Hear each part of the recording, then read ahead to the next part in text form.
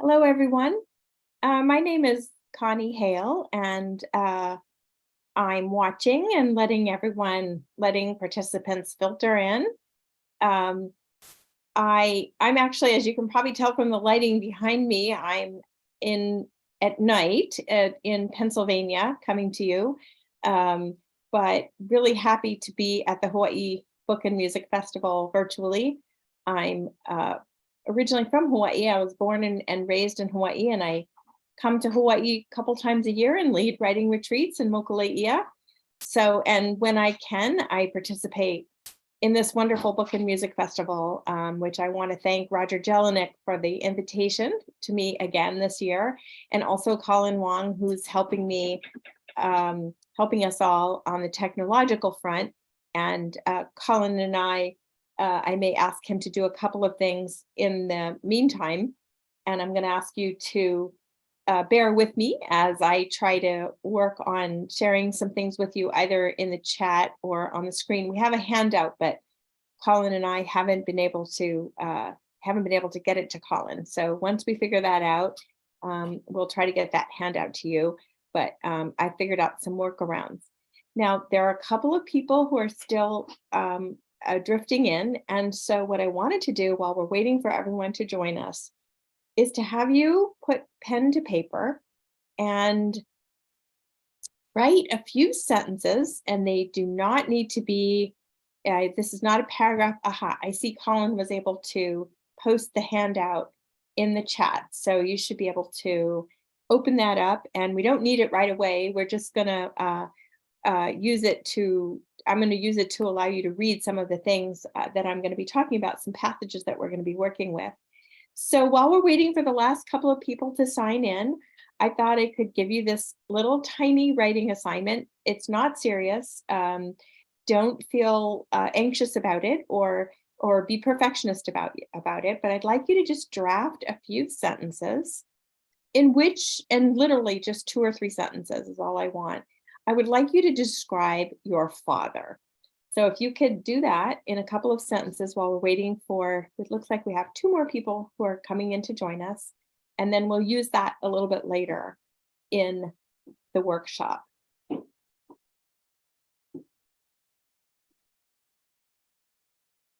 So again, while we're waiting for 2 more participants, I'd like you to draft playfully 3 or 4 sentences in which you describe your father.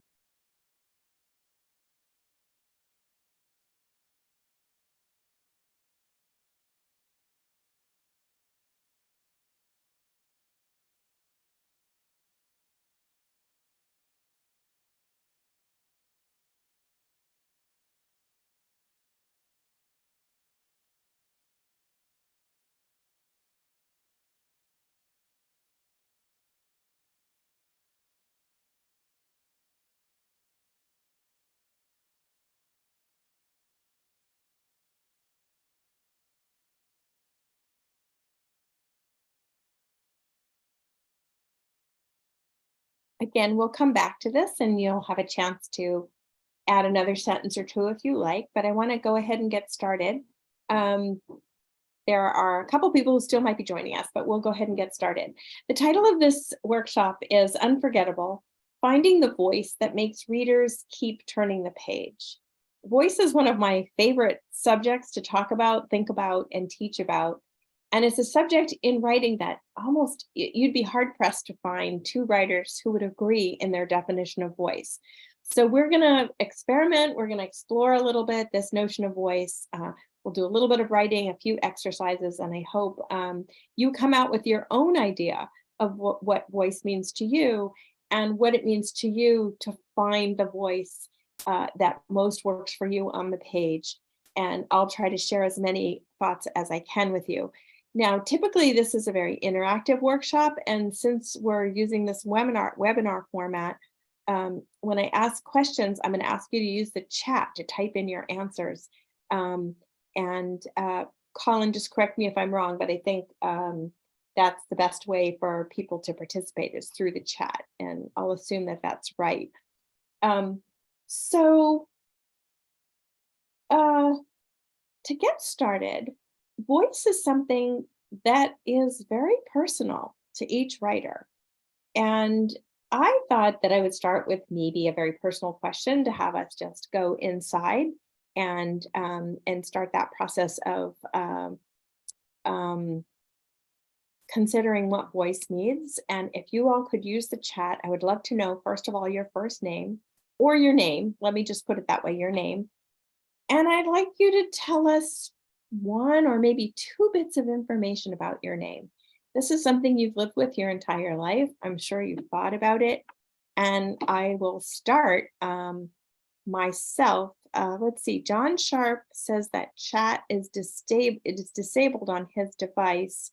So, John, let us, I'm not sure how to figure that out. Let's see if other people can use the chat and we'll try to figure out how to include you in the conversation as well.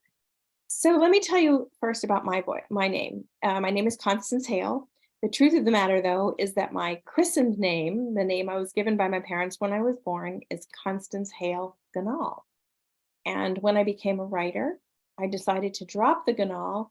I think I felt that I would be freer to express myself and write some somewhat provocative or daring things if I had a little bit of anonymity, but at the same time, I wanted to keep my name. And my grandmother, after whom I'm named, her maiden name was Constance Hale. And so I kept the name Constance Hale as my byline in homage to my grandmother. Um, so we're hearing from Sarah, who says her name means princess. Great, a Catholic name. My name, of course, is not Catholic; it's Calvinist. Very Constance is very puritanical. Cynthia tells us her name is Cynthia Ann Covell. Forgive me, Cynthia, if I'm mispronouncing your last name. And she was named Cynthia after her grandmother's best friend. Amelina Arafin says she has two first names, Nurul Amelina. It means the light of our hope in Arabic, and you hope we'll live up to that. That's wonderful. So what a great, what an interesting thing to live under throughout your life. I wonder if anyone else wants to join us and tell us your name and what your name means to you. Anna. Dad probably picked from some famous person, and he gave mom three choices. Okay, great, Anna. Thank you. Um, Names are so important in writing. We undervalue them. I'm thinking of my name, Constance Hale, in the sense of when I chose my byline, when I chose the name under which I wanted to write. And somehow that just choosing the name gave me a voice that I felt more freedom writing under the name Constance Hale than I did under my full name. And sometimes names, of course, can say so much when we're picking a character um, or discussing people in our pieces. So at the very beginning, something we can tune into is name. I'm not sure if others are shy or if they're not able to use the chat, but I'm going to keep my eye on the chat. Oh, Kathleen. Kathleen, your dad was at Notre Dame and gave you a good Catholic name. So we have a couple good Catholic spiritual names in our midst. And Alexander, Ali, he goes by, which is actually short for Alejandro. So that's pretty cool. Thank you. So I'm assuming that you use Ali and Alejandro is your, yes. And so that's interesting. And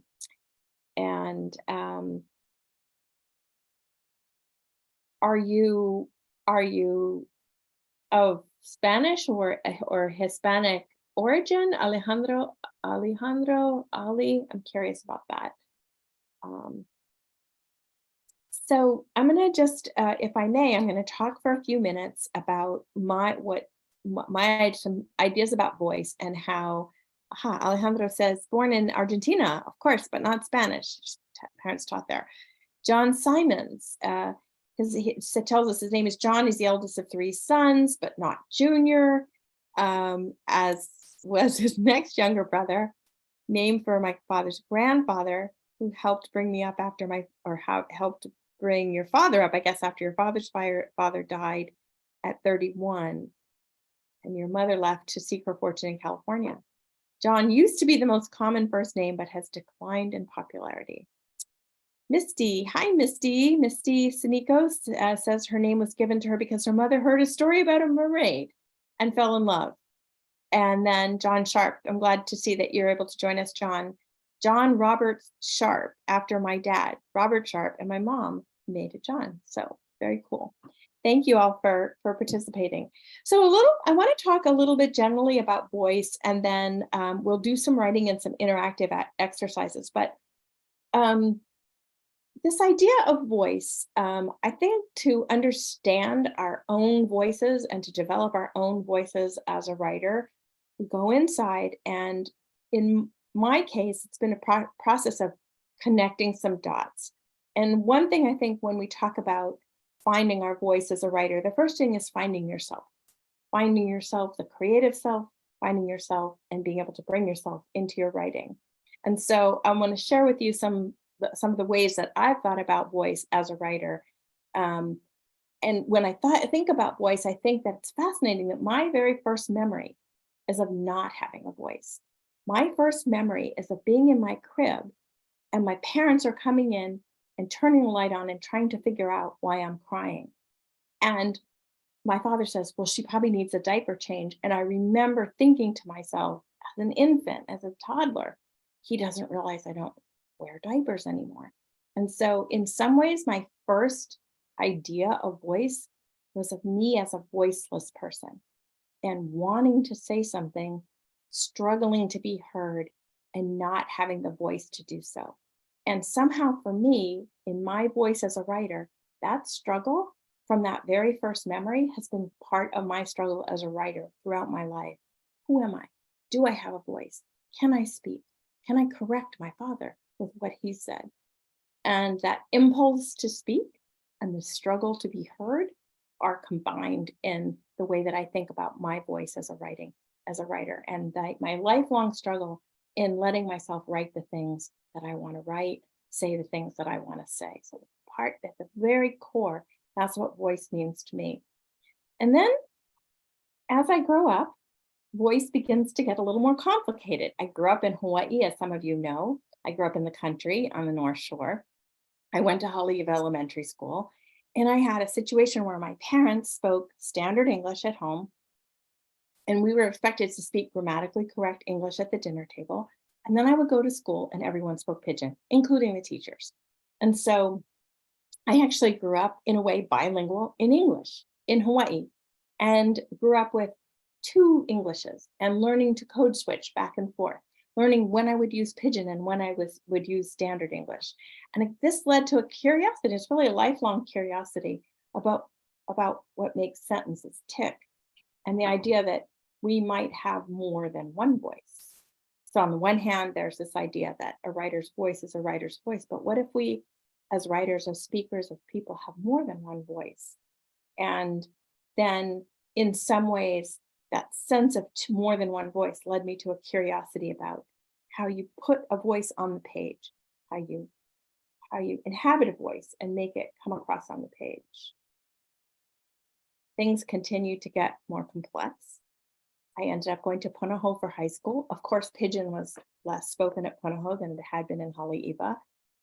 And voice became all about writing in correct English, writing in a voice that the teachers would smile upon, using complex sentences, using dictionary words. And in a way, I was learning a voice that was acceptable, and I was learning to put on a voice that my teachers wanted, but it wasn't necessarily my true voice or how I might have written had I been given just the freedom to write the way I wanted to write. And so here again, there's this other voice. There's the Connie voice of my childhood. There's the Connie voice who speaks pidgin. There's the Connie voice of my being a really good English student and wanting to please teachers. There is the informal voice of being in the country and talking story. And then there's the formal voice of writing. And I didn't really know how to put all this together as a young writer. And now I'm going to take you with me to college, and a moment in college when we were studying poetry by the way, I went to Princeton, which is just down the road from where I am here in Bucks County, Pennsylvania. And I had an incredible moment with an English teacher. His name was Lawrence Lipking. And he was not only an English teacher English professor at Princeton, he was also an editor of the Norton Anthology and a preeminent scholar on romantic poetry. And I was taking a class with him, which was very exciting and very heady. We were studying modern British and American poetry. And I remember a moment of being really frustrated in class because when we were talking about the poetry, and this would be true if we were talking about literature as well, I felt that we never talked about the voice of the writer. We were studying poetry, we were studying something like The Wasteland, which is a poem in which T.S. Eliot uses all kinds of different poetic devices, uses rhythm in a certain way, brings in Sanskrit words. And yet we never talked about that when we were talking about poetry. We always talked about the ideas, the allusions, the imagery, and we never talked about the sound of the poetry. And I one time stayed after class and talked to Professor Lipking about this and expressed my frustration, which was partly because at the time I was a young poet and I was trying to figure out this thing, poetry. And again, I was trying to figure out what's the voice of poetry? What is my voice in poetry? And how's that different from a paper that I might write in this class? And what is the voice that T.S. Eliot is writing this poetry in? And why aren't we talking about that? And there was this great moment when Lawrence Lipking and I had a conversation after class, and he kind of almost as if to challenge me, he said, I'd love to talk about this with my students, but no one seems to know how to talk about it. And I find when I ask the question, my question falls like a lead balloon. Americans aren't very attuned to the sound of language. Wow, Americans aren't very attuned to voice. And then he pulled off a volume of Keats' poetry out of his bookshelf and he read me a piece of poetry, said, okay, how would you describe the sound of this poetry? And of course, my stomach fell out and I was panicked, but I did my best to answer his question. And he kind of nodded and he said, oh, you seem to have an ear for language. I was a little bit embarrassed. And I said to him, well, I think it's because I grew up in Hawaii and I grew up speaking Pidgin English. And I just was always listening to these different Englishes and trying to figure out the relationship of these different Englishes. And he stopped me right away and he said, Pidgin, what? And he said, could you share some with me? Then I was really embarrassed. And so I pulled out my recollection of Little Lei Puahi and the Wild Pua'a, which was a comedic version in Pidgin of Little Red Riding Hood that a comedian named Kemp Bowman used to tell at the time. And the story begins, one day Little Lei Puahi went come home from school and her mother went tell, your tutu been stay very sick. Well, better you go take her some cookies or something. I told much of the story to Lawrence Lipking and I kind of thought, wow, I got to write home about this moment. Here I am in this seminar about T.S. Eliot and the Wasteland at Princeton with one of the editors of the Norton Anthology. And I'm telling him the story of Little Red Riding Hood in Pidgin, and he's loving it. And he was fascinated. And that to me was so exciting because I thought, here's this language, Pidgin, that I spoke because I grew up in the country. I was always kind of a little embarrassed that I spoke Pidgin or that some people around me spoke Pidgin. And he was fascinated. And it was an aha moment that in a way changed my life as a writer. Because in that moment, I realized that these two languages that I was struggling, that I was trying to pull together, the language of Connie, the English student who was writing papers in the way that my teachers wanted me to write those papers. And then Connie, the kid on the beach who would just sit on the seawall and talk story with the fishermen and talk story with the surfers and all kinds of different languages, that somehow these two things could come together and could feed each other. And not only that, but that the non-standard English, the bastard English, the Pidgin English, could actually maybe have made me more attuned to the poetry of T.S. Eliot. And I thought how incredible that was and exciting. And really the rest of my career as a writer,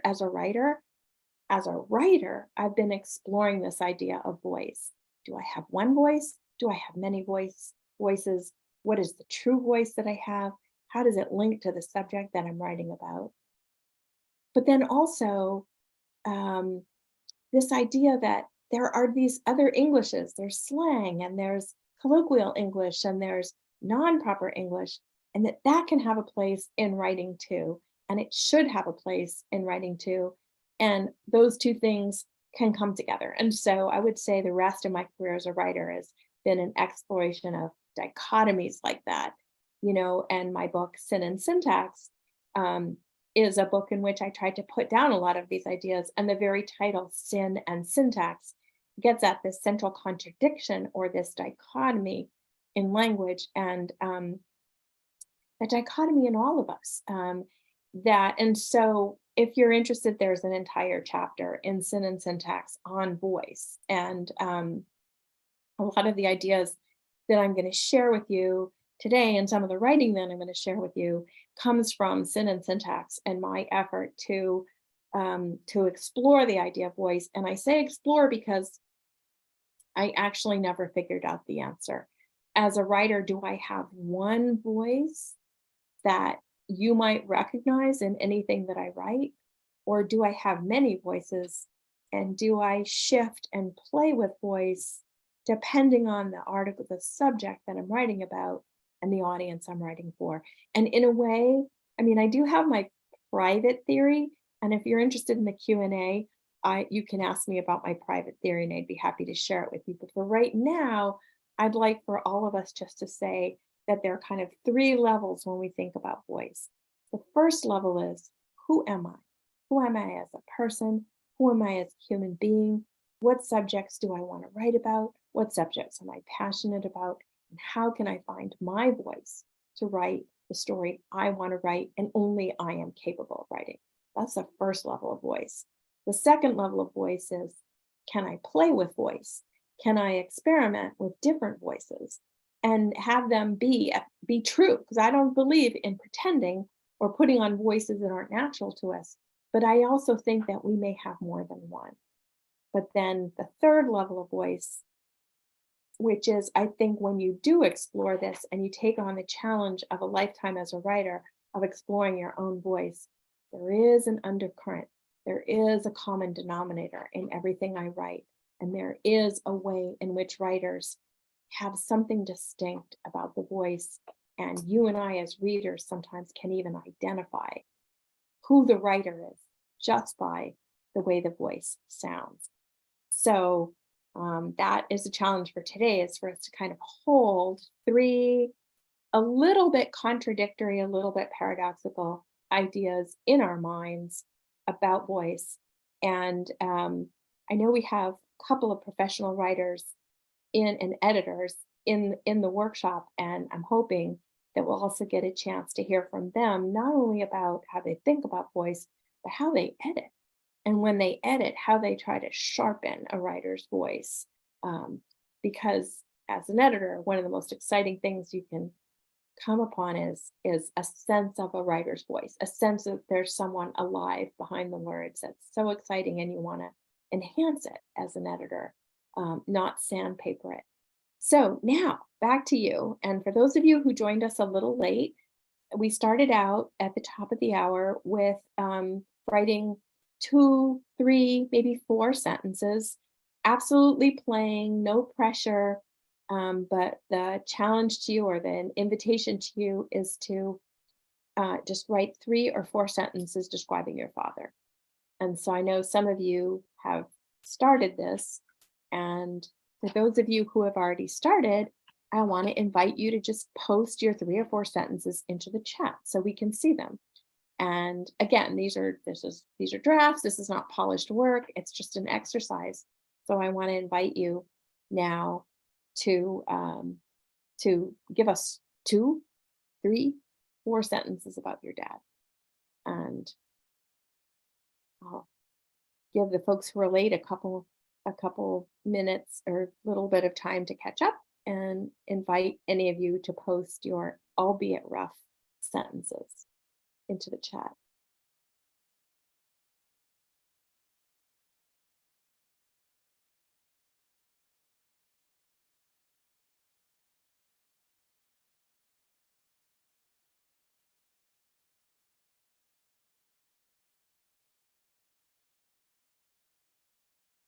We've got a little bit of information about people's dads.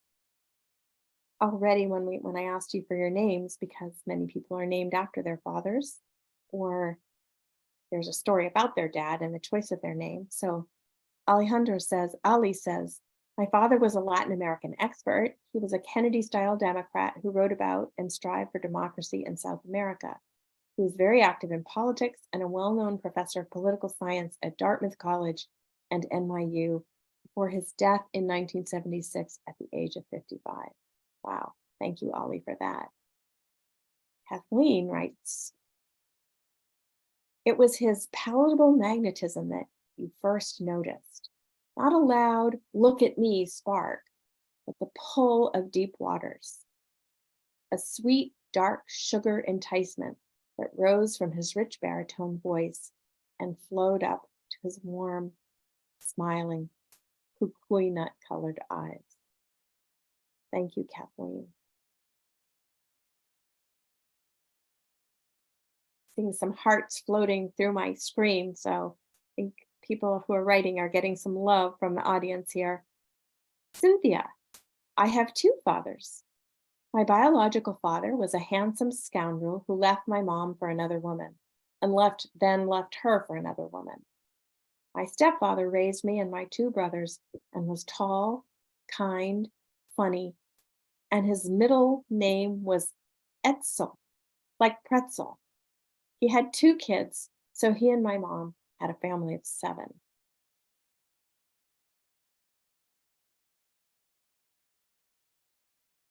One or two more people. I invite you to just reread the ones that have been posted so far while we're waiting for another one or two.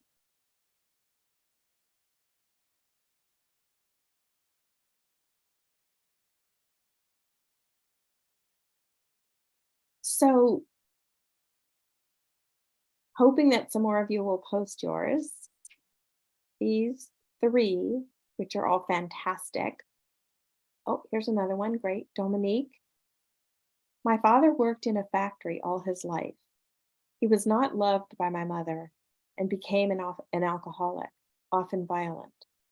I guess he was sad and hurt. I discovered recently that he was not my biological father.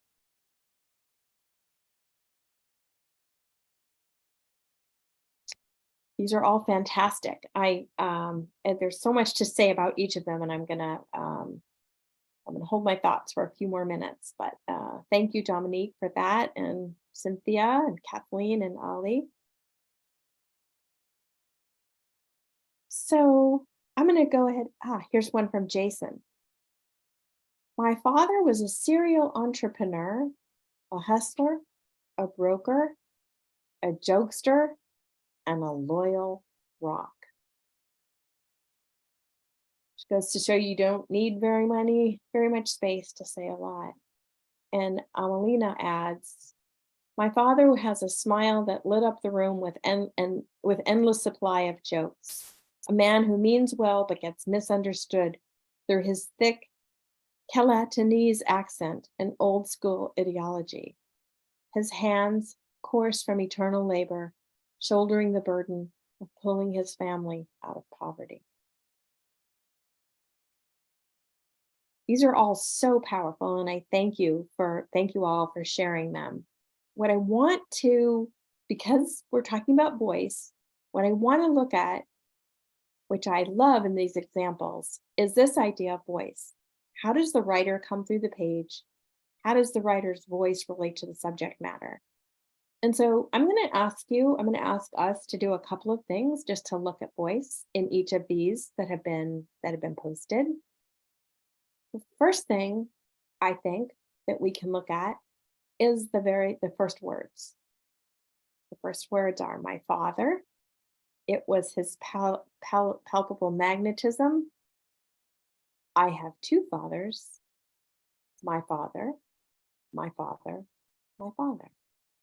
So what we notice is that typical way to start this assignment, of course, is to say my father. My father is, my father was. Although it's interesting that Kathleen chose a slightly different tack. And Cynthia kind of surprises us with, I have two fathers. So there's no one way to start. Even something simple like this, there's no one way that's right one way that's wrong. And in some ways, the way you come out of the box is the first expression of voice. The way you choose to begin is the first way that you put yourself on the page. I think another way that these are all different, and if anyone wants to post thoughts in the chat, I welcome you to. I'm sorry that we can't have a conversation. The webinar prevents us from just having a conversation, but I'm imagining this as a conversation, and now I invite you to throw ideas of yours into the chat. If we were just to look at these as voice, what makes each of these sound different? What, not just the man, because in each case we're describing a man. We have five very different men here, five or six very different men. But what else makes the voice of the writer come on? So one thing is, how does the writer start? Does the writer start by focusing on my father? Someone might have begun or my first memory. You don't necessarily have to start with my father. If you notice, the vocabulary is very different in each of these. So what words do people choose to describe their father? Are the words pretty straightforward and matter of fact? That's a voice in one direction. Are the words more lyrical and poetic and suggestive? It's interesting, for example, in Kathleen's, she chose to use some metaphorical language like the pull of deep waters, and she talks about her father's kukui nut eyes. So there's a poetic quality to the language that she's using.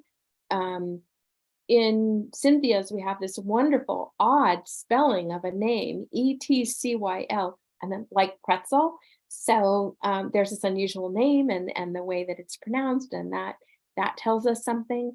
Amelina says she notices the different perspectives or angles in describing your father. So some chose their jobs, their personalities, their origins. So perspectives or point of view, angle that you come in, that's part of voice, believe it or not. So it's like the words you choose, the perspective you bring, the way do you start rather straightforwardly and just describe your father? Do you do it a little more metaphorically and poetically? All of these are choices that we have. And then I would say another thing that I notice, and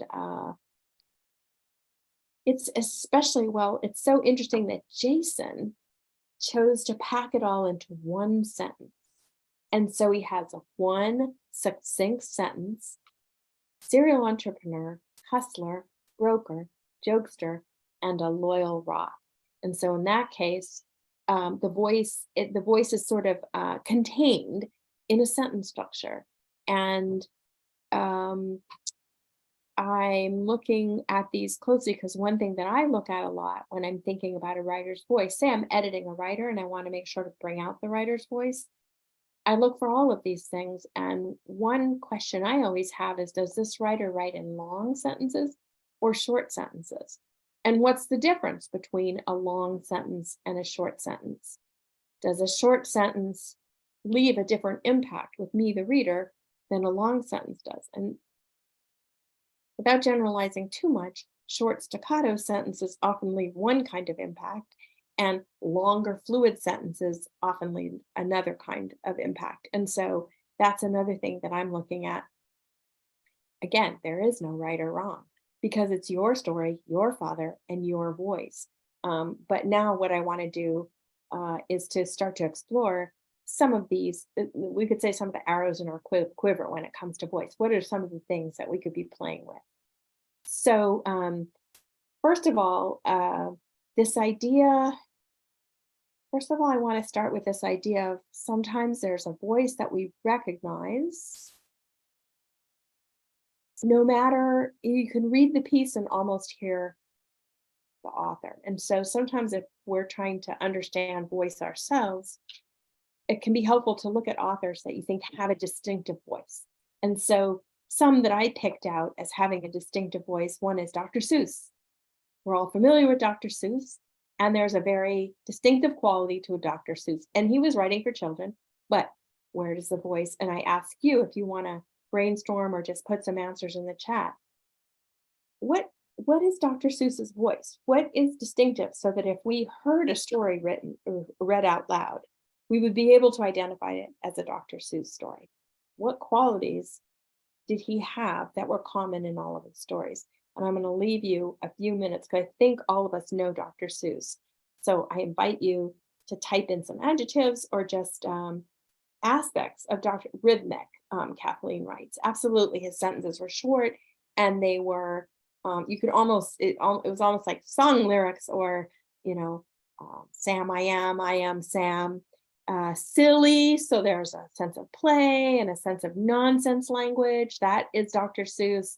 Whimsical, Amelina says. So whimsical in that he imagined these, gosh, you know, he imagined trees that we've never seen or didn't exist. Almost musical, very musical, I would say, Ali. I mean, really, you can scan these lines or you could compose music to them. He used rhyme.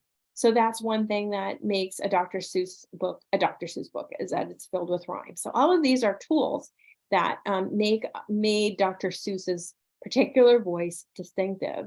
And then I wanted to share with you a couple of writers. I think that another writer is Shakespeare.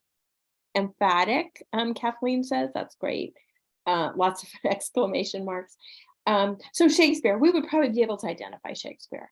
Maybe that's because, well, we don't read that many Elizabethan writers, and Shakespeare's one of them. So if someone were to read us a line of Shakespeare, we might recognize it as Shakespeare just because it's written in iambic pentameter. It's written in that style of English. We might recognize a character mentioned in the line. So Shakespeare is someone who's recognizable. I think Mark Twain is very recognizable. Again, maybe that's partly because many of us read Mark Twain stories when we were young or had them read to us, but Mark Twain had a certain American voice, American patois that he was playing with, and we recognize his voice. By the way, John Simons posted his description of his father in the Q&A, and I've just posted it into the chat so we can all see it there. And I'm going to read it really quickly. My father, an accountant, respected lawyers, though not one, often found himself in courtroom rundowns between them on electric rates. This versatile man loved reading, once traded our old vacuum cleaner to a volunteer company for its rarely used set of encyclopedias. He could do logarithms on a slide rule, loved reading but sought hands-on adventure, learned nozzle pressure and ladder strength from his fire company. He used his training to paint our brown shingled, yellow trimmed house with only the help of a preteen son who maneuvered the family ladders into place for his rooftop climbing. In his spare time, he taught himself to play mandolin and banjo, middle-aged softball, and amused us by juggling, a skill we later laughed was just right for a busy accountant. Thank you so much, John. And this is longer than the others. And so we have so much detail, so much wonderful detail. What I really enjoy in this is that John's writing about his father, an accountant, and yet he was more than an accountant. And so we're getting the accountant side of the man and the precision with which he did things, whether it was logarithms on a slide rule or painting his house. And yet here he was in his spare time, he taught himself to play mandolin and banjo, middle-aged softball, and juggling. And so what we get in this account is sort of, again, much like in someone else's, in Jason's. So what I love in Jason's description and again in John's description is the sense of a man who is paradoxical. And so in order to describe the man, you have to kind of find paradoxical details and maybe even paradoxical language. So sometimes what we can do is we can play with short sentences and long sentences, big vocabulary and simple vocabulary. And in our own description, we're echoing or mimicking the contradictions of the person. So again, playing with voice. So going back to what I was saying about recognizable voices, we have Dr. Seuss, we have Shakespeare, we have Mark Twain, Hemingway. I mean, Hemingway's voice is so recognizable that it's been much parodied and people try to copy it. And there is a kind of stereotypical Hemingway voice. Although if you read Hemingway really closely and study, you see he's actually very hard to typecast. He had more than one voice. And and his use of sentences and vocabulary changed from book to book and from character to character. So there was a lot of complexity in Hemingway's voice, actually. So I have an experience, and I want to ask you all if you have this experience. Um, and if you do, to maybe tell us a little bit about it. Do you ever have that sense of you're reading the newspaper, you're reading an article, and then you kind of go, wait, who wrote this article? Because there's something that you recognize, or it's so good, or you're just enjoying the voice so much that you feel the presence of the writer, and then you go back and you see who the writer was. That happens to me a lot with certain authors. The first one it happened to, I mean, probably John Simons remembers this writer, but a guy named Francis X. Kleins, who wrote for the New York Times for many years. And he was a political writer. And somehow there was always something in Francis X. Klein's pieces that was more than I could get from other writers. There was always a level of complexity or paradox, and I just could always tell when it was a Francis X. Klein's article. And so what would happen, I'd be reading the article because I'm a political junkie. I'd be reading the article and say, wait, who wrote this? And I'd go back and I'd look, sure enough, it was Francis X. Klein's. And it got to the point where I felt like I knew him and I knew his voice, even though I never had met the guy. And I kind of always wondered, Francis X. Klein's, I always wondered what the X stood for, whether it was Xavier. Anyway, when I was writing Sin and Syntax, I called him up and I talked to him about his voice and how it was that at the New York Times, he got away with these long, complicated, complex sentences, where most of the time in newspapers, that's not allowed. And he just laughed and he said he went to Catholic school. Aha. So his middle name indeed was Xavier, I confirmed. And it was in Catholic school that he had learned grammar. And he somehow had learned grammar so well that he could write these long, complicated sentences and yet never lost track.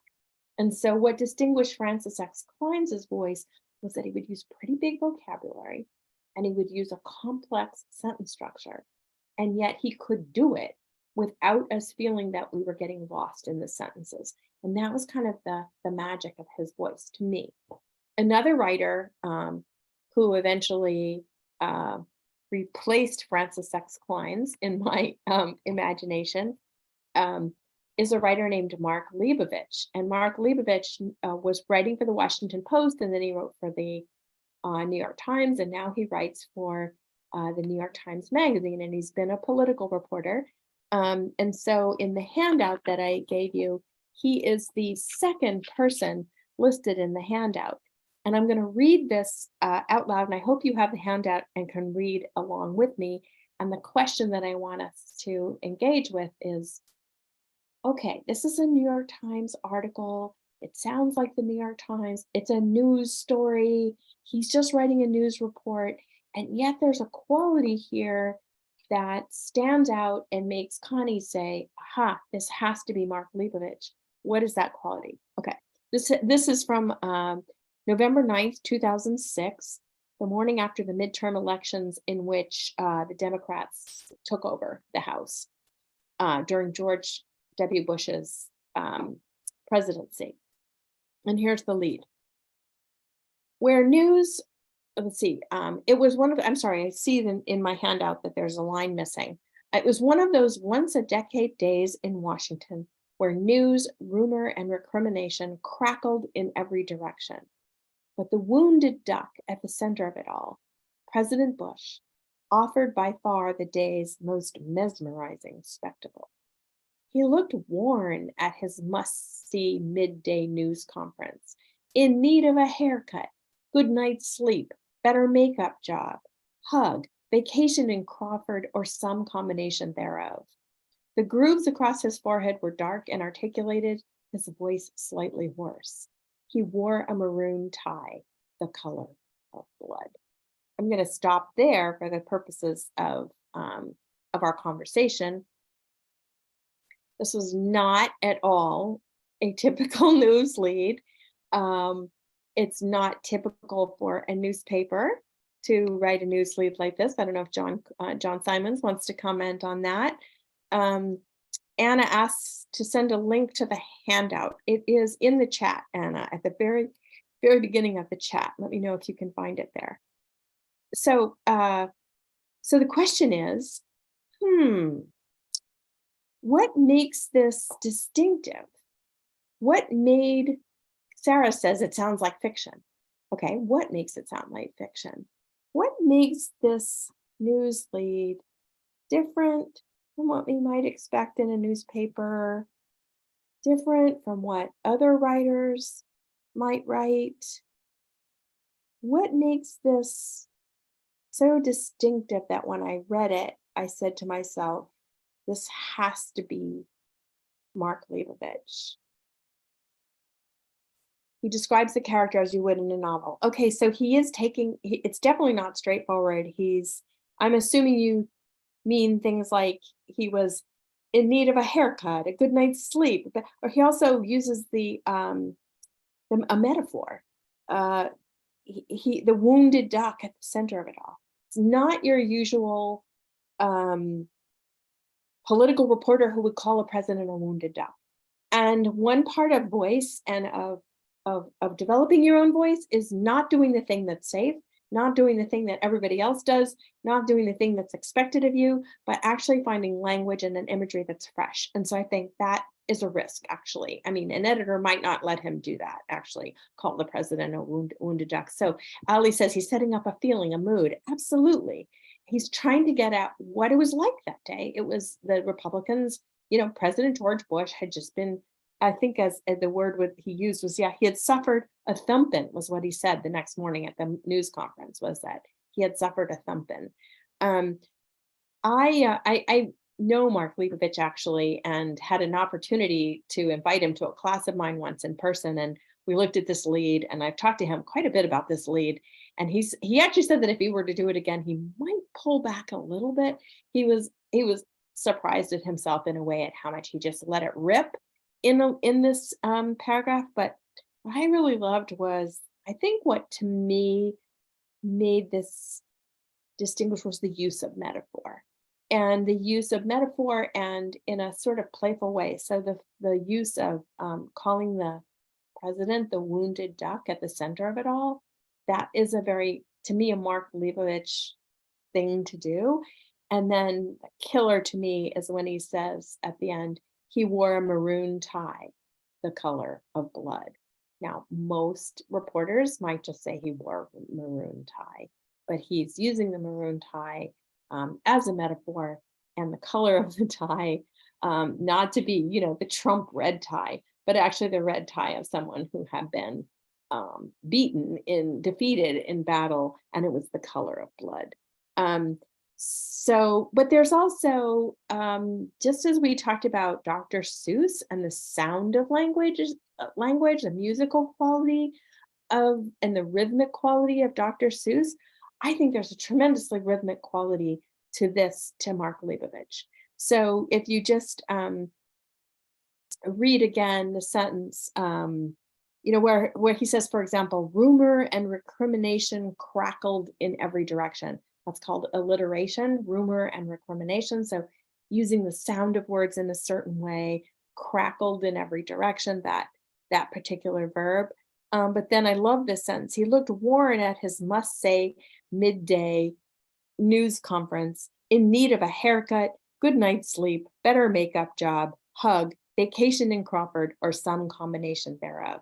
If you look at that really closely, it's so amazing because it's completely rhythmic. And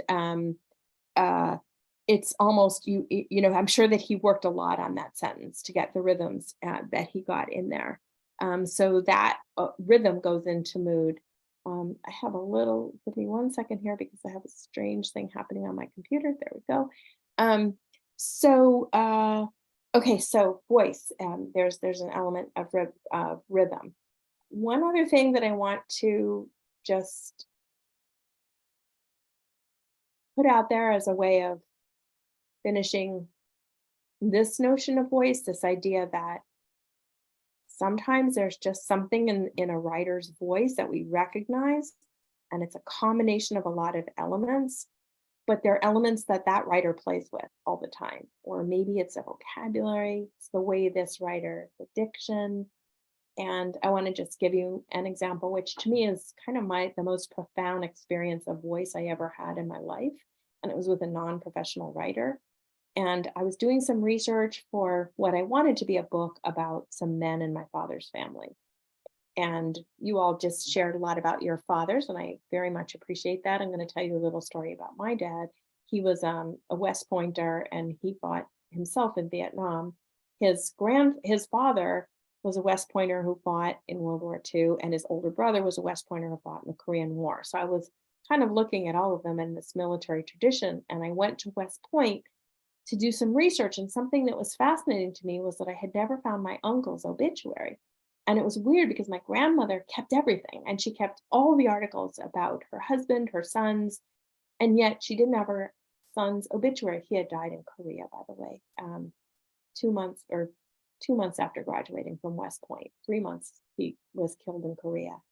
And I thought, why doesn't my grandmother have his obituary? So I went to West Point and I figured that they probably would have a record because everyone who graduates from West Point, when they die, their obituary is written and published in the West Point Register.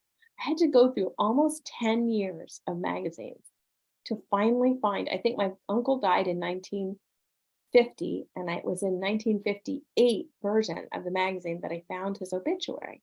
I thought, wow, this is incredible. I finally found it. Wonder why the mystery. And I started reading it.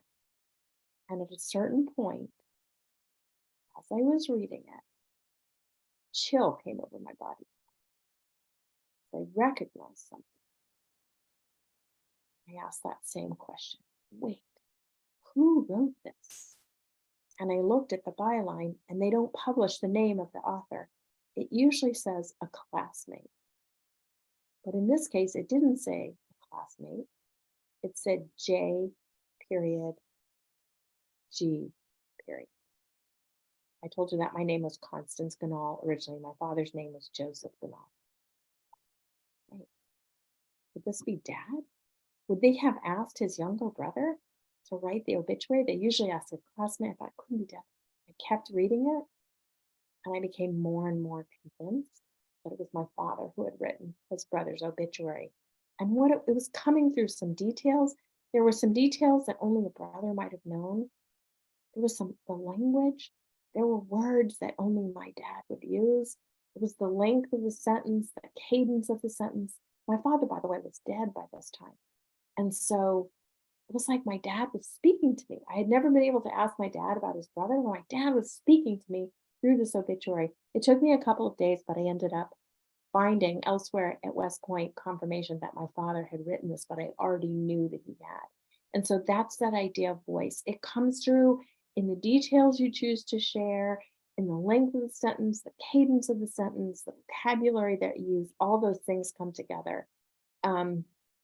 So let's just continue to look at some of these elements that that combine for voice. And what I want to ask you to do, I'm going to read the first paragraph in the handout, which is a description of orchids by Susan Orlean. And if we had more time and we're working in person instead of on the web, I might have brought in a couple of orchid plants and asked you to describe the orchid plants, much as I asked you to describe your father. I might have just in the first exercise said, write me a few sentences on these orchid plants, and let each of you do it. And each of you would have done it in your own distinctive way. You would have used your own vocabulary. You might have written in straightforward language. You might have written in more poetic language. And then we would read them and we would see that there are very many ways to describe orchids, and that each person who described orchids describes them in a different voice. And then we would look at this paragraph by the master, Susan Orlean. And I want to just take a look at this, and so that we can all think about voice, whether the passage has a distinctive voice, what that voice is, and how she pulls it off. It's the beginning of an article that she wrote called Plant Crimes, which eventually became the movie, The Orchid Thief, and the book, The Orchid Thief, and then the movie. She writes, an orchid's appearance is ravishing. One species looks like a German shepherd with its tongue hanging out. One looks like an octopus. One looks like a human nose. One looks like a pair of fancy shoes. One looks dead. There are species that look like butterflies, bats, ladies' handbags, swarms of bees, clam shells, camel's hooves, squirrels, nuns wearing wimples, and drunken old men. Smallest orchids are nearly microscopic, and the biggest ones have masses of flowers as large as footballs. The petals of some orchids are as soft as powder, others are as rigid and rubbery as inner tubes. They can be freckled or mottled or veiny or solid, their colors ranging from nearly neon to spotless white. Some look like the results of an accident involving paint.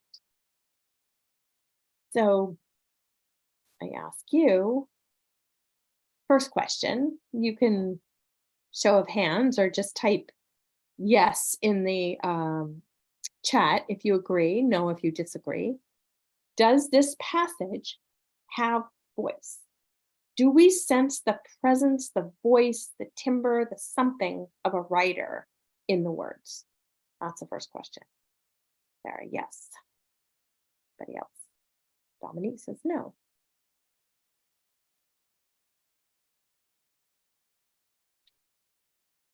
So the consensus is yes, there's voice. Now the harder question, and Dominique will come back to you if you want. The harder question is, okay, where does the voice come from? So if you can tell me, where does the voice come from? And maybe give me one example or just an indication. What gives this voice? Why does it sound so distinctive? And if you know Susan Orlean's writing, you might guess it's Susan Orlean just from reading it. But even if you don't, what gives this piece? What makes it distinctive on the level of voice? Any thoughts or ideas? It is whimsical, it's funny. Clearly her perspective on so there is this feeling of we can feel that we're getting a person's perspective, like the narrator, we can feel the narrator in this. It's not just the Encyclopedia Britannica on orchids, right? At all. This is not the Encyclopedia Britannica or even a dictionary. That feels like someone telling us about orchids. Anything else? What gives this this passage a feeling of voice? It's written in a yin and yang style. I love that. Allie, I'd love to hear a little bit more what you mean by yin and yang. Do you mean the rhythm of it, which it has a lot of rhythm, or do you mean the sort of paradox? Like, is it a dog with its tongue hanging out, or is it a butterfly? Kathleen says the sense of her being the observer, thinking in categories. That's such a great observation. Like, yes, we sense the writer there looking very carefully. So Jason says rhythm, short and long sentences, repetition, visually descriptive. Okay, all of those things are fantastic. So the passage has a lot of rhythm, and human beings have a lot of rhythm when we speak, actually. Then when we write, we take the rhythm out. And short and long sentences. Did you notice that? Did you notice the mix of short and long sentences? And then the way that gives the passage a certain feeling. It's not all the same kind of sentence with the same rhythm. And repetition, yes, she does use repetition. I'd be curious to know, Jason, what you think of in the repetition of sound, repetition, what repetition are you referring to? And then, yes, visually descriptive. So one thing, remember, that determines voice is vocabulary. It's something that we overlook a lot. The words we choose, the words a particular writer uses, vocabulary is very distinctive to a person in some way. And so the vocabulary, the specific words chosen, contribute to the sense of voice. Very personal observation, Amelina says, yes. And John says it combines a mixed feeling of love and mysterious admiration for a plant that is a puzzle in many ways. So it is a puzzle. It's like, how can it be this and that? How can it be a drunken old man and a nun wearing a wimple? There are these paradoxes and contradictions embedded in it. And the writer's ability to convey that gives it a sense of voice. Jason, thank you so much for noticing the sentence pattern here. So much of this paragraph is determined by the sentence structure. She's not writing a different sentence every time. Look at how many sentences begin one looks like this, one looks like that, one looks like this, one looks like that. So that repetition is something that the writer, I guarantee you, worked very hard to craft. And what it does is by keeping the sentences fairly, for lack of a better word, sort of formulaically structured, like she's keeping the syntax steady, it allows her to throw all these different images at us without us getting lost in the description. She sort of anchors the description with her sentence structure. But she's not deadening in her repetition because there are short sentences and there are long sentences. And there's a sense of things moving and constantly unexpected. So, Susan Orlean, if you were to ask me, I've actually had a conversation. I think it was on my old website. I don't think I still have it on the new website, but I actually had some writers write to me about voice, and one of them was Susan Orlean, a very voicey writer. And so there are writers that are known for their voice, and so it's helpful to read them and try to figure out how they do what they do. I want to go back to something that John said, which is so valuable. John is an editor, actually. I mean, I'm assuming it's the John Simons I know. Um, and so editors, have to think about voice a lot because there's this tension sometimes in journalism. Like if you're writing for the New York Times, are you supposed to sound like the New York Times or are you supposed to sound like yourself? If you're writing for the Honolulu Advertiser, are you supposed to sound like the Honolulu Advertiser or are you supposed to sound like the writer you are? And sometimes there's a tension where some publications want things to be fairly consistent and to sound authoritative like the publication, whereas some publications want voice and want to bring out the quality of voice in each writer. And as an editor, that can be hard to, either one is hard, whether you're trying to sandpaper things and make them sound sort of the same, or whether you're trying to allow writers to sound different. So John says, and we're talking here about Mark Leibovich's, we're going back to Mark Leibovich's passage.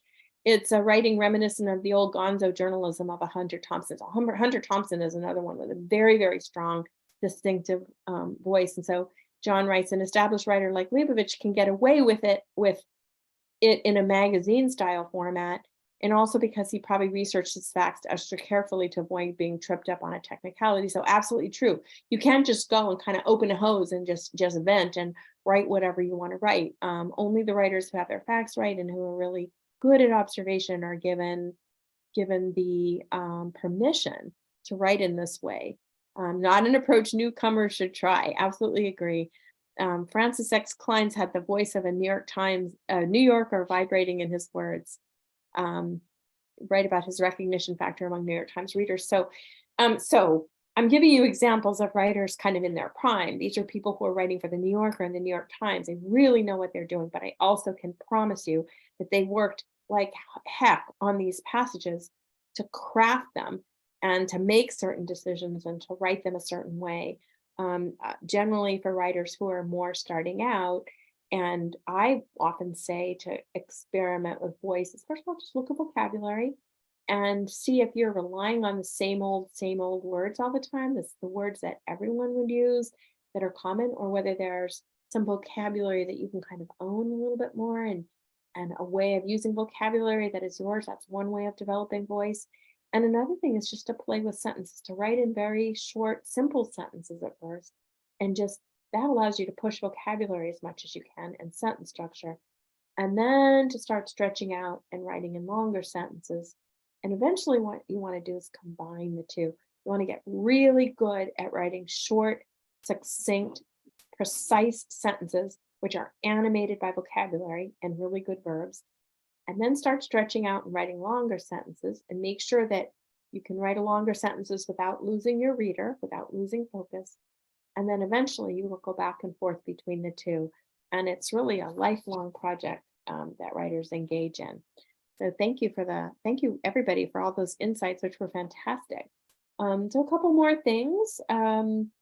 Susan Orlean, but I think Susan Orlean is a good example in vocabulary. What you want to be doing is trying to find really precise words, and then you want to play with connotation and associations, and that's how you get a little bit of humor in it, maybe, or again, you're always trying to find words that are unexpected, that come from you and wouldn't be necessarily what the reader expects.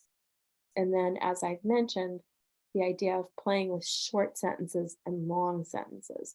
And I agree with John Simons, like keep it simple at the beginning. Start with short sentences, figure out the dynamics of a sentence, work your vocabulary as much as you can, start to play with more interesting verbs.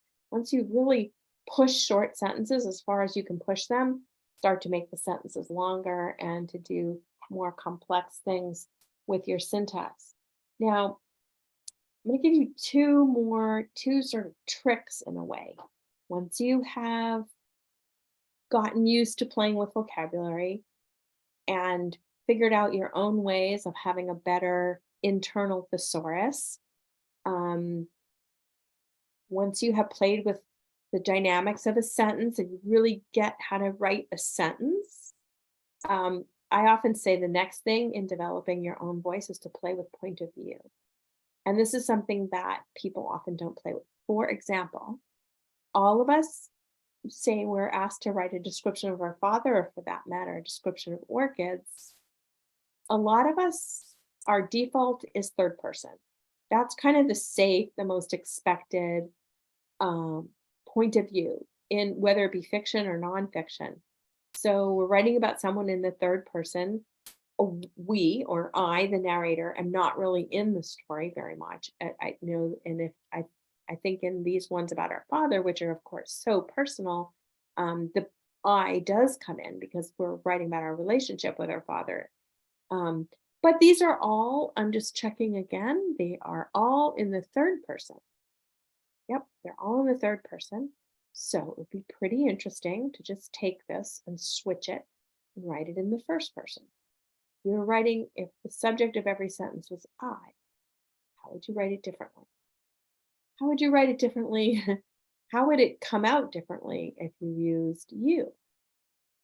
So, for example, just playing with Allie's first one, he begins, my father was a Latin American expert.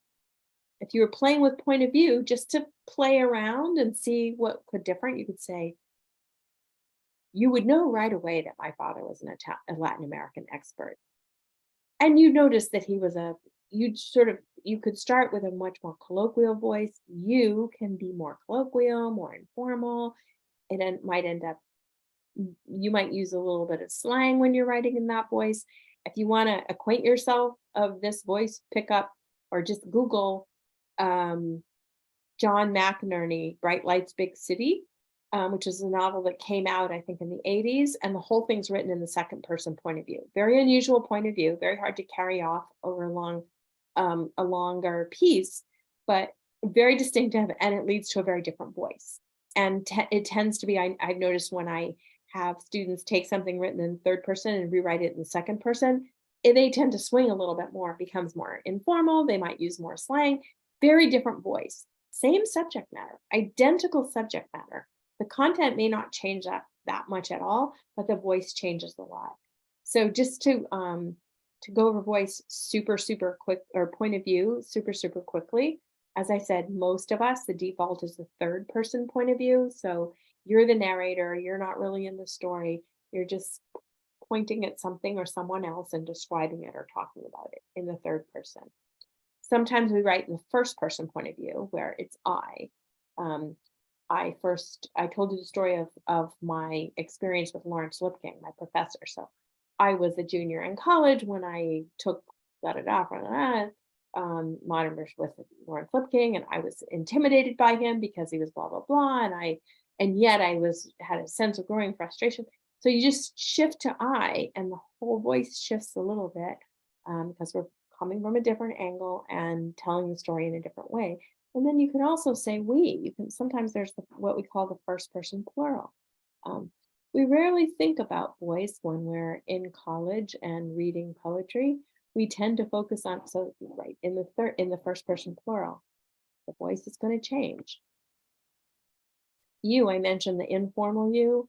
You would know right away, right off the bat, that my dad was a Latin American expert. But you could also write in what we call the imperative voice, which is the authoritative voice. Go do this, go do that. Very different voice. And then sometimes you can write in the third person, but using the pronoun one.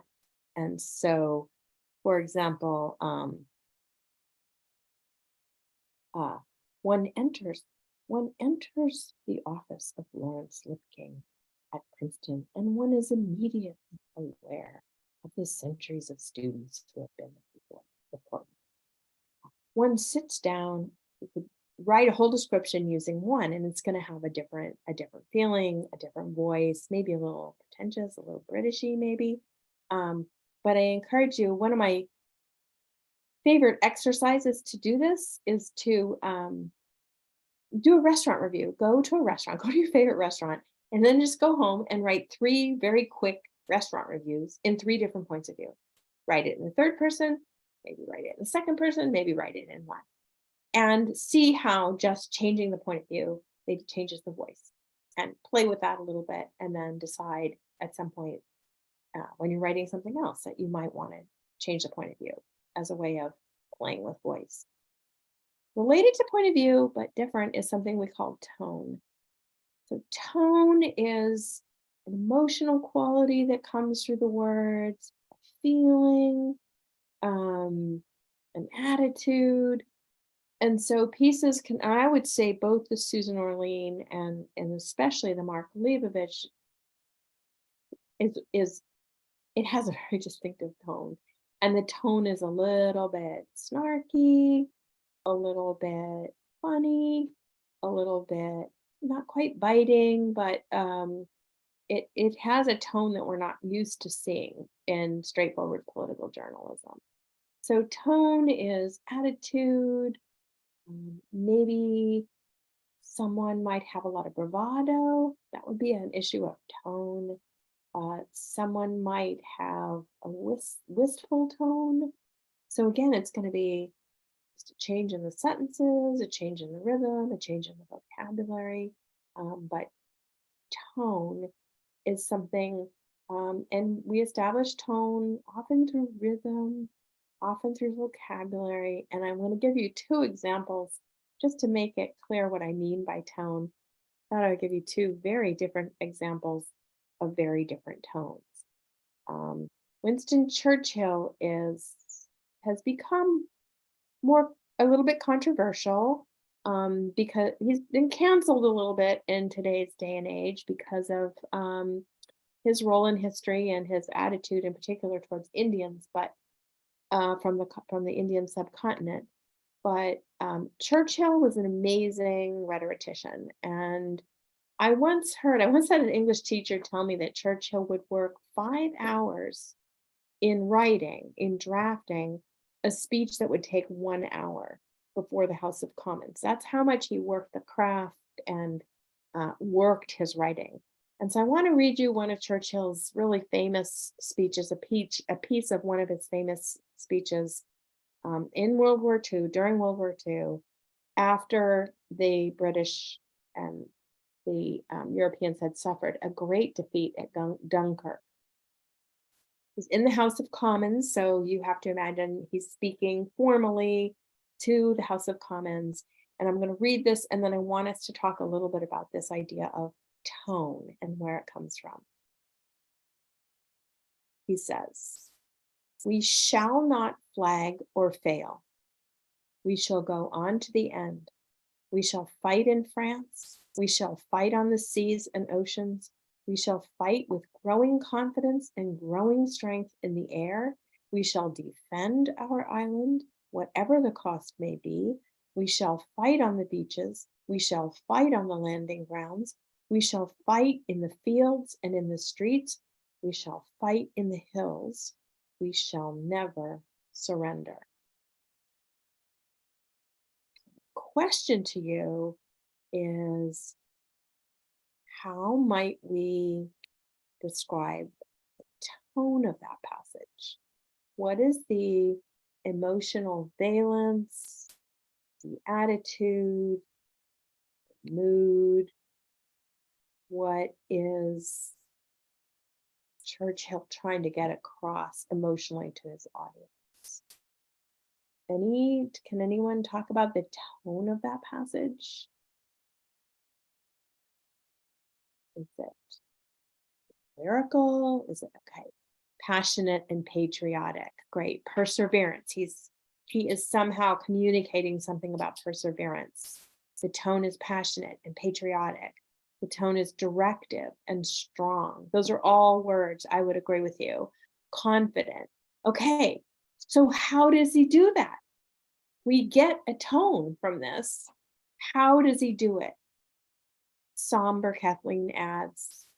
What is he doing in the craft of writing it that gives it such a distinctive tone? Jason, do you notice, Jason, since you were so tuned in to Susan Orlean's sentences, do you notice something here? And I realize you're not looking at it, I just read it, but yes, Jason, the we shall. So this repetition, remember I said point of view? We shall, this is written from the first person plural point of view. So it's not you shall do this, you shall. So there's something in his just shift of point of view to we, and then the repetition of we shall, we shall, we shall. So that kind of perseverance, almost like a drum beat. There's a rhythm there. And now I realize, and I would say also the rhythm. So it's almost like an incantation. We shall do this, we shall do that, we shall do this, we shall fight in the beaches. And it's really stripped of unnecessary language. So if you go through and you look at it, there's no unnecessary adjectives, there's no, all the clauses within the sentence are similar syntactically, they're parallel. And so that also contributes to the rhythm. And we shall never surrender. He breaks at the very end. We shall do this, we shall do this, we shall do this, we shall never surrender. So that way of breaking at the very end emphasizes again that perseverance. So that's great. You guys got it. That's tone. Now, just for fun, let's do something that is also about fighting. Hang on, I'm having a little bit of trouble with my screen. Here we go. So this is also about fighting. It's a very different fighter, Muhammad Ali, and it's very different context. It's not World War II. It's 1973, I think, or 1976. He's in Zaire, and he's just about to do the Rumble in the Jungle with George Foreman, and he's at a press conference. And believe it or not, Muhammad Ali was like Winston Churchill in one way, which is that according to David Remnick, who wrote a biography of Ali, he would stay up every night before a press conference in his hotel room, crafting his sentences and writing his rap. And then he would show up in front of the press and he would come out with these things which people thought were spontaneous, and they were brilliant. They were brilliant nevertheless. But Muhammad Ali was like Churchill in how much he worked the craft and worked on his tone, worked on his vocabulary, but to a very different end. So one of the reporters asked him, Ali, are you ready for this fight? Are you ready to face Foreman? And Ali answered, I've wrestled with alligators. I've tussled with a whale. I've done handcuff lightning and thrown thunder in jail. You know I'm bad. Just last week, I murdered a rock, injured a stone, hospitalized a brick. I'm so mean, I make medicine sick. So, tone, right? What words, I see hearts floating up in response to that. Hey, what's the tone? What tone is he establishing? What is the tone of that speech, of that rap, of that press conference? How's it different from Winston Churchill's tone, even though there's things that are similar? Threatening, Amelina says. Anyone else about the tone and what Ali is getting across? Remember that we could use words like bossy, young, confident, lyrical, light, funny. All of those words describe tone. Anyone else have any response to that tone? Bold. I would say confident for sure. And yet boastful. Yeah, definitely boastful. I talked earlier about bravado. Yeah, Ali says invincible and ready. Reminds me of Dr. Seuss. Great, Sarah. What is it that reminds us of Dr. Seuss? Swag, Kathleen says, yes. What is it that reminds us of Dr. Seuss? Yeah, it's rhyming. And it's rhythmic. It is like Dr. Seuss, Dr. Seuss for grown-ups in a way. And the other thing is, so it's rhyming, it's rhythmic, it's boastful, and it's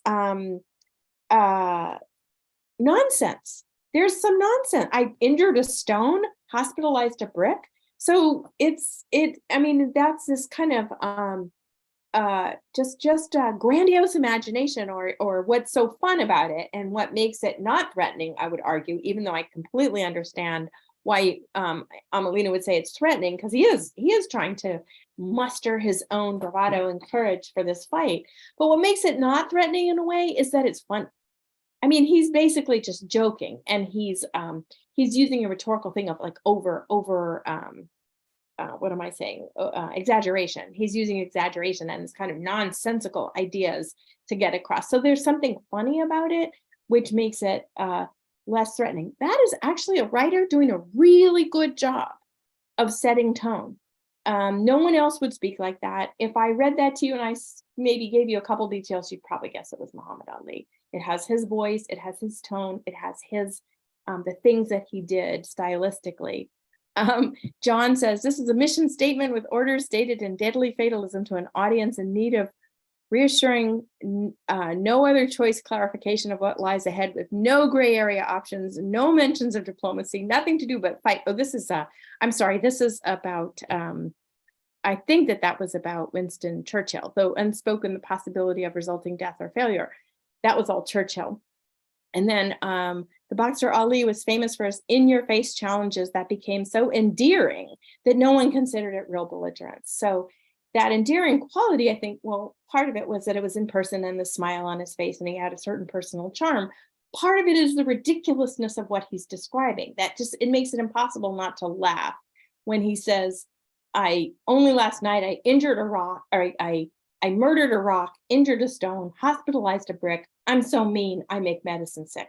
You can't help but laugh at that. It's so unexpected. It's so preposterous. And so that was kind of the magic of his tone, was that he could say these things that were actually very belligerent.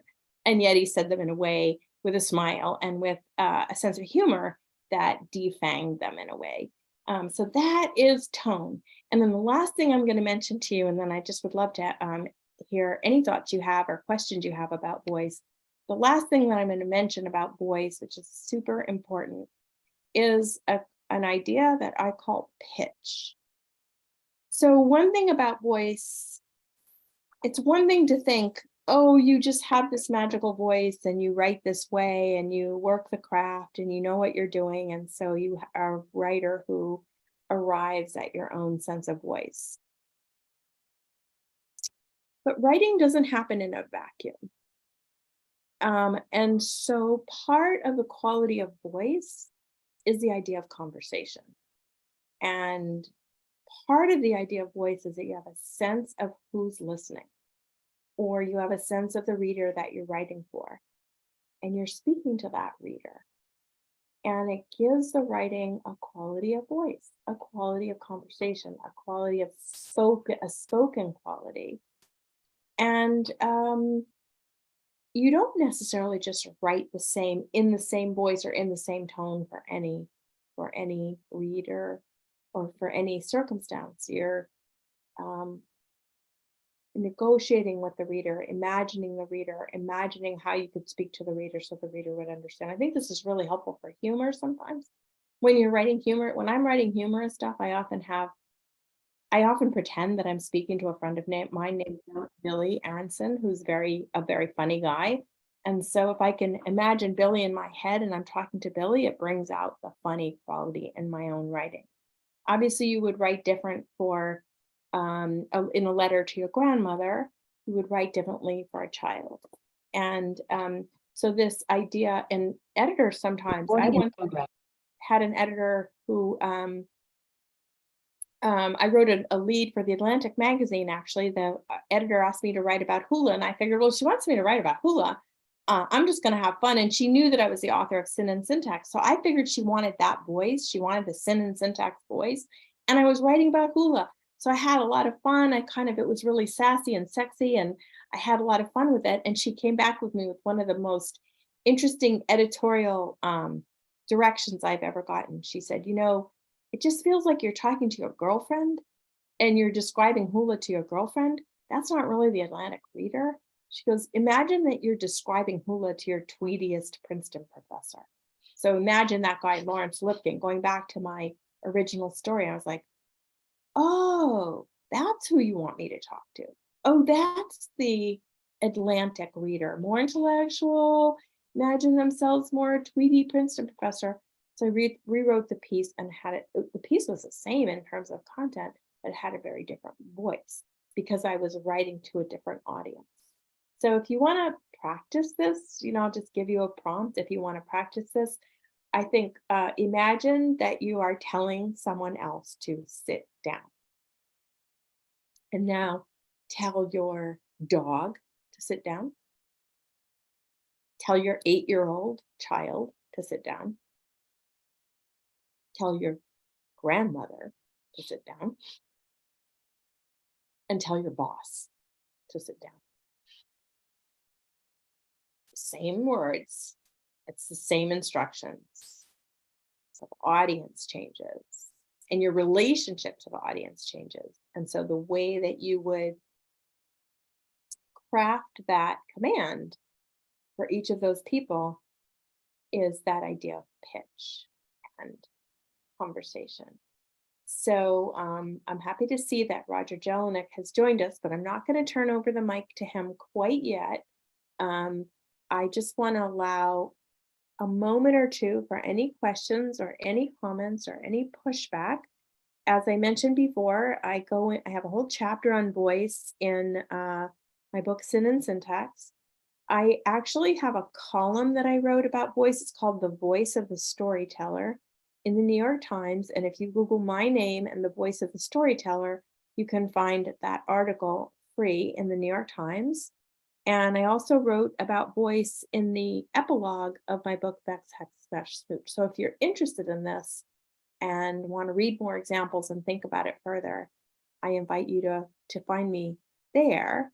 I don't see any questions. So Roger, I will indeed turn it over to you, and it's nice to see you. Thank you for joining us. I'm a little late because my last session ran over by about an hour. Wow. So, and I was at UH Manoa. Anyway, I'm quite sure this was quite marvelous. I just caught about 10 sentences and they were thrilling. Thank you so much, Connie. And to your students, participants, thank you so much for attending. This is the final event of this year's festival, such as it is. I would like to say that we're working very hard to reestablish the full-on festival, in which by 2019 we were averaging between 15 and 20,000 people over 2 days. So it was a very different kind of event, and different in not only in numbers, but in the fact that a lot of people would come to support one performer or a couple of performers and then look around and see a crowd, perhaps listening to Connie or a music stage, and decided to take a look. And before they knew what, they'd be there 3-4 hours, and some would even come back a second day. And we did on-site surveys every year, and regularly people said they had no idea that they were going to have that much fun. And they had attended all sorts of things they never intended to attend, which is the whole point. So we sorely miss that. We're determined to get there. We're on our way. We had a 6-figure grant from the city and county of Honolulu, which is about 1/3 of what we need. We have a fundraiser next week. If you're interested, it's at the Orvis Auditorium. We have a quite special featured artist, very different from what we normally do, a concert pianist, but he's no just regular concert pianist, if such a thing is the right word. He's a martial artist, a sports, extreme sports enthusiast. He loves to play video music, movie music, and Broadway standards. And he's doing some extraordinary medley. And he's also a very charismatic and entertaining person. So he's well worth an hour of your time. So hope to see you there. If you can't manage that, think of us by way of a donation through our donation page on our website. And otherwise, I hope to see you in person next year. Thank you very much. Aloha. Thanks, Connie. You're welcome. Aloha. Aloha, everyone.